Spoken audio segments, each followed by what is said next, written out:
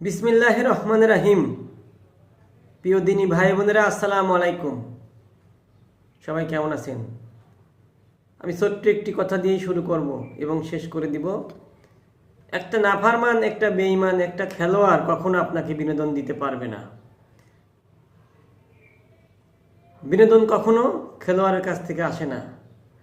আমি একটা ব্যক্তিকে জিজ্ঞাসা করেছিলাম, সারাদিন কি এটা নিয়ে ব্যস্ত থাকতে হবে? খেলা খেলা খেলা। বলছে, ভাই এটা তো বিনোদন। আসলে আল্লাহ পাক স্পষ্ট করে বলে দিয়েছে, মুমিনের জন্য কখনো দুনিয়াটা বিনোদনের জায়গা নয়। আসুন আমরা খেলোয়াড় হইতে বিরতি থাকি, সারাদিন খেলোয়াড় নিয়ে ব্যস্ততা না করে ব্যস্ততা না কাটাই। আমি একজনকে জিজ্ঞাসা করেছিলাম, ভাই খেলোয়াড় কি? খেলোয়াড় তো খেলা শুধু যখন একটু দেখবেন সেটা নিয়েই বাস, সেখানেই স্টপ।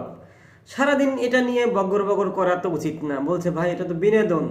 আমি বলছি, ওই ভাইকে আল্লাহ পাক স্পষ্ট করে বলে দিয়েছেন, মুমিনের জন্য কখনো দুনিয়াটা বিনোদনের জায়গা নয়। মুমিন সবসময় থাকবে আল্লাহ পাকের কথা নিয়ে, আমার প্রিয় হাবিবের জীবন যাপন নিয়ে। হাবিব কি কখনো বিনোদন করেছে? হাবিব কি কখনো সুখে জীবন পার করেছে? তাহলে কেন আমরা তারই উম্মত হয়ে তারই আমরা উম্মতের গর্ব করি? তাহলে আমরা কেন বিনোদন নিয়ে দৌড়াদৌড়ি করি? তাও যেসব বিনোদন আমাদেরকে দেয় তারা হচ্ছে বিভিন্ন খেলোয়াড়, মেসি, আর্জেন্টিনা, নাফরমান যারা আছে তাদেরকে নিয়ে আমরা সারাদিন ব্যস্ততা থাকার চেষ্টা করি, তাদেরকে নিয়ে ব্যস্ততা থাকি।